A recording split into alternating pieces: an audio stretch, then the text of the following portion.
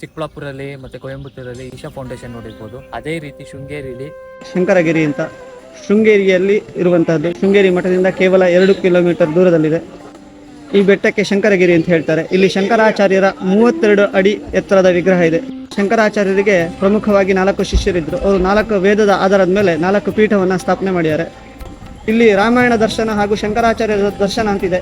ರಾಮಾಯಣ ದರ್ಶನದಲ್ಲಿ ಮಕ್ಕಳಿಗೆಲ್ಲ ರಾಮಾಯಣದ ಪರಿಚಯ ಆಗಲಿ ಅಂತ ಹೇಳಿ ಪಟಚಿತ್ರ ಅಂತ ಹೇಳಿ ಸಣ್ಣ ಮಕ್ಕಳಿಗೆ ರಾಮಾಯಣದ ವೇಷಗಳನ್ನು ಹಾಕುವಂತಹದ್ದು, ಬಣ್ಣವನ್ನು ತುಂಬಿಸುವಂಥದ್ದು, ಮತ್ತೆ ಪ್ರಶ್ನೋತ್ತರ ರೂಪದಲ್ಲಿ ರಾಮಾಯಣದಲ್ಲಿ ಸ್ಪರ್ಧಿಸುವಂತಹ ಅವಕಾಶಗಳೆಲ್ಲ ಇಲ್ಲಿ ಲಭ್ಯ ಇದೆ. ನಂತರದಲ್ಲಿ ಸಂಜೆ 7:10ಕ್ಕೆ ಇಲ್ಲಿ ಮ್ಯೂಸಿಕಲ್ ಫೌಂಟನ್ ಇರುತ್ತದೆ, ಅದನ್ನು ವೀಕ್ಷಿಸಬಹುದು. ಆಂಜನೇಯನ ಸನ್ನಿಧಿಯೂ ಇದೆ. ಅದೇ ರೀತಿ 360 ಡಿಗ್ರಿಯಲ್ಲಿ ಪಶ್ಚಿಮ ಘಟ್ಟವನ್ನು ನೋಡುವಂತಹ ಅವಕಾಶ ಇಲ್ಲಿದೆ.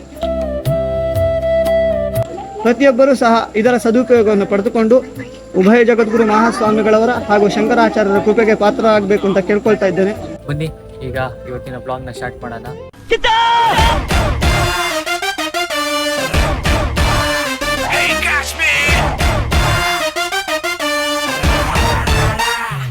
ನನ್ನ ಪ್ರೀತಿಯ ಸಮಸ್ತ ಕನ್ನಡಿಗರ ಕುಟುಂಬಕ್ಕೆ ಈ ನಿಮ್ಮ ಪ್ರೀತಿಯ ಕಿಚ್ಚಾಬುವನ್ನು ಮಾಡುವ ನಮಸ್ಕಾರ. Welcome back to my new blog guys. ಇವತ್ತಿನ ಬ್ಲಾಗ್ ನಾನು ಶೃಂಗೇರಿಯಿಂದ ಸ್ಟಾರ್ಟ್ ಮಾಡ್ತಾ ಇದ್ದೀನಿ. ನೀವು ಚಿಕ್ಕಬಳ್ಳಾಪುರಲ್ಲಿ ಮತ್ತು ಕೊಯಂಬತ್ತೂರಲ್ಲಿ ಈಶಾ ಫೌಂಡೇಶನ್ ನೋಡಿರ್ಬೋದು.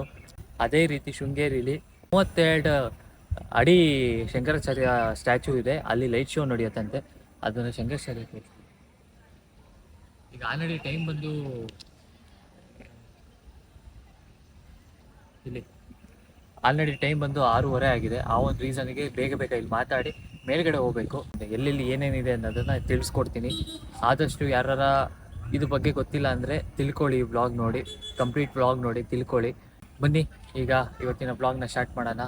ನಾನು ಹೇಳ್ದಂಗೆ ಇದು ಕಂಪ್ಲೀಟ್ ಡೀಟೇಲ್ಸ್ ನಾನು ಹೇಳೋಕ್ಕಿಂತ ನನ್ನ ಫ್ರೆಂಡ್ ಮನೋಜ್ ಅಂತ ಹೇಳಿದ್ನ, ಅವರ ಸ್ನೇಹಿತರೊಬ್ಬರು ವಿಶ್ವಾಸ್ ಎಸ್ ಅಂತ ಒಬ್ರು ಇದ್ದಾರೆ. ಡೀಟೇಲ್ ಆಗಿ ಎಲ್ಲ ಇಲ್ಲಿ ಏನೇನಿದೆ, ಏನು ಕತೆ, ಯಾವ ಥರ ಏನು ಅನ್ನೋದನ್ನ ಇನ್ಫಾರ್ಮೇಷನ್ ಅವರೇ ಕೊಡ್ತಾರೆ.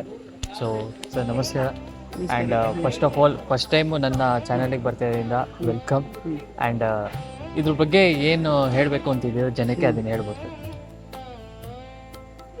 ಶ್ರೀ ಗುರುಭ್ಯೋ ನಮಃ. ನಮಃ ಶಂಕರಾಯ.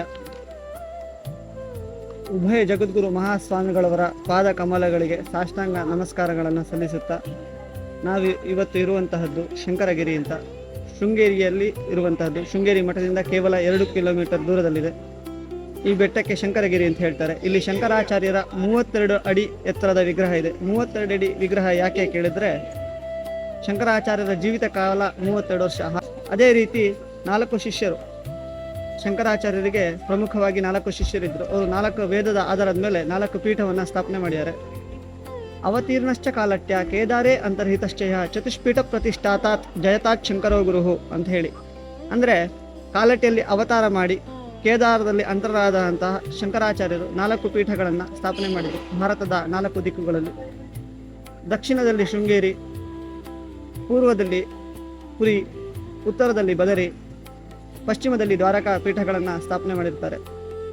ಅಲ್ಲಿ ಪ್ರಮುಖ 4 ಶಿಷ್ಯರನ್ನು ನೇಮಕ ಮಾಡಿರ್ತಾರೆ. ಅದೇ ರೀತಿ ಆ 4 ಪ್ರಮುಖ ಶಿಷ್ಯರ ವಿಗ್ರಹಗಳು ಇದೆ. 4 ಆಮ್ನಾಯ ಪೀಠಗಳನ್ನು ಇಲ್ಲಿ ನಾವು ದರ್ಶನ ಮಾಡಬಹುದು. ಅದೇ ರೀತಿ ಇಲ್ಲಿ ಕಲ್ಪವೃಕ್ಷ ಅಂತ ಹೇಳಿ, ಕಲ್ಪವೃಕ್ಷ ನಮಗೆಲ್ಲ ಕಲ್ಪವೃಕ್ಷ ಅಂದ ತಕ್ಷಣ ತೆಂಗಿನ ಮರ ಅಂತ ಬರುತ್ತೆ. ಅದೇ ರೀತಿ ಬೇರೆ ರೀತಿಯ ಅಂದರೆ ಒಟ್ಟು 5 ರೀತಿಯ ಕಲ್ಪವೃಕ್ಷಗಳಿದೆ. ಆ ಕಲ್ಪವೃಕ್ಷ ಸನ್ನಿಧಿ ಇಲ್ಲಿದೆ. ಅದೇನೆಂದು ಕೇಳಿದರೆ 1200 ವರ್ಷದ ಕೆಳಗೆ ಬದರಿಯಲ್ಲಿ ಶಂಕರಾಚಾರ್ಯರು ತಪಸ್ಸು ಮಾಡಿದಾಗ ಇದ್ದಂತಹ ಮರ. ಆ ಮರದ ತಳಿ ಹೊಸೂರಿನ ಸಂಶೋಧನಾ ಕೇಂದ್ರದಲ್ಲಿ ಸಂರಕ್ಷಿಸಲ್ಪಟ್ಟಿತ್ತು. ಅಲ್ಲಿಂದ ತರಿಸಿರುವಂಥದ್ದು.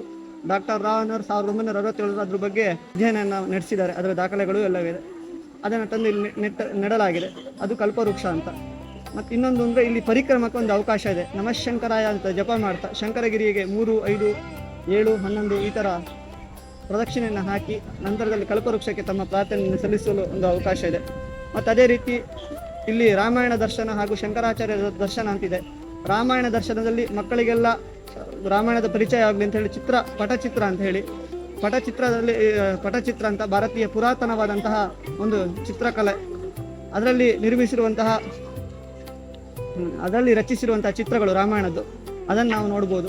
ಅದು ನೋಡಿದ್ಮೇಲೆ ಸಣ್ಣ ಮಕ್ಕಳಿಗೆ ರಾಮಾಯಣದ ವೇಷಗಳನ್ನು ಹಾಕುವಂತಹದ್ದು, ಅದೇ ರೀತಿ ಬಣ್ಣವನ್ನು ತುಂಬಿಸುವಂಥದ್ದು, ಮತ್ತು ಪ್ರಶ್ನೋತ್ತರ ರೂಪದಲ್ಲಿ ರಾಮಾಯಣದಲ್ಲಿ ಸ್ಪರ್ಧಿಸುವಂತಹ ಅವಕಾಶಗಳೆಲ್ಲ ಇಲ್ಲಿ ಲಭ್ಯ ಇದೆ. ಯಾಕೆ ಕೇಳಿದರೆ ಬರುವಂತಹ ಮುಂದಿನ ತಲೆಮಾರಿಗೆ ನಮ್ಮ ಸಂಸ್ಕೃತಿ ತಿಳಿಬೇಕು ಅನ್ನೋ ಉದ್ದೇಶದಿಂದ ಈ ಎಲ್ಲ ಅಂದರೆ ಆಟದ ಮೂಲಕ ಪಾಠ ಅನ್ನೋ ಹಾಗೆ ಮಕ್ಕಳಿಗೆ ಅವರ ಒಂದು ಆಸಕ್ತಿಯ ಮೂಲಕ ಇದನ್ನು ಧಾರ್ಮಿಕದಲ್ಲಿ ಶ್ರದ್ಧೆಯನ್ನು ಮೂಡಿಸುವಂತಹ ಕಾರ್ಯಕ್ರಮಗಳಲ್ಲಿ ಇದೆ. ಅದೇ ರೀತಿ ಶಂಕರಾಚಾರ್ಯರ ಜೀವನ ಚರಿತ್ರೆ ಇದೆ. ನಂತರದಲ್ಲಿ ಸಂಜೆ 7:10ಕ್ಕೆ ಇಲ್ಲಿ ಮ್ಯೂಸಿಕಲ್ ಫೌಂಟನ್ ಇರುತ್ತದೆ, ಅದನ್ನು ವೀಕ್ಷಿಸಬಹುದು. ಆಂಜನೇಯನ ಸನ್ನಿಧಿಯೂ ಇದೆ. ನೀವು ಒಮ್ಮೆ ಶೃಂಗೇರಿಗೆ ಬಂದಾಗ ನಿಮ್ಮ ಶೃಂಗೇರಿ ಸಮಯದಲ್ಲಿ 1.5 2 ಗಂಟೆಗಳ ಕಾಲ ಮೊಬೈಲನ್ನು ಬಿಟ್ಟು ಶಂಕರಗಿರಿಯಲ್ಲಿ ನೀವು ಬಂದು ಆ ಸಮಯದ ಸದುಪಯೋಗವನ್ನು ಪಡೆದುಕೊಳ್ಬೇಕು ಅಂತ ಕೇಳ್ಕೊಳ್ತಾ ಇದ್ದೀನಿ. ಅದೇ ರೀತಿ 360 ಡಿಗ್ರಿಯಲ್ಲಿ ಪಶ್ಚಿಮ ಘಟ್ಟವನ್ನು ನೋಡುವಂತಹ ಅವಕಾಶ ಇಲ್ಲಿದೆ. ಪ್ರತಿಯೊಬ್ಬರೂ ಸಹ ಇದರ ಸದುಪಯೋಗವನ್ನು ಪಡೆದುಕೊಂಡು ಉಭಯ ಜಗದ್ಗುರು ಮಹಾಸ್ವಾಮಿಗಳವರ ಹಾಗೂ ಶಂಕರಾಚಾರ್ಯರ ಕೃಪೆಗೆ ಪಾತ್ರರಾಗಬೇಕು ಅಂತ ಕೇಳ್ಕೊಳ್ತಾ ಇದ್ದೇನೆ. ಸರ್, ನಾನು ಹೇಳ್ದಂಗೆ ಇಷ್ಟೆಲ್ಲ ಇನ್ಫಾರ್ಮೇಷನ್ ನಾನು ತಿಳ್ಕೊಂಡು ನಾನು ಹೇಳಿದ್ರು ಕೂಡ ನಾನು ಪ್ರಾಪರಾಗಿ ನಾನು ಹೇಳ್ತಾ ಇರಲಿಲ್ಲ. ಆ್ಯಂಡ್ ಕೇಳಿದ ತಕ್ಷಣ ಆಯಿತು ಮಾಡಿಕೊಡ್ತೀನಿ ಅಂತ ಹೇಳಿ ನನಗೆ ಅಂತಲೇ ಅರೇಂಜ್ ಮಾಡಿ ವೀಡಿಯೋಸ್ ಮಾಡೋದಕ್ಕೆ ಹೆಲ್ಪ್ ಮಾಡಿಕೊಟ್ರು. Thank you so much.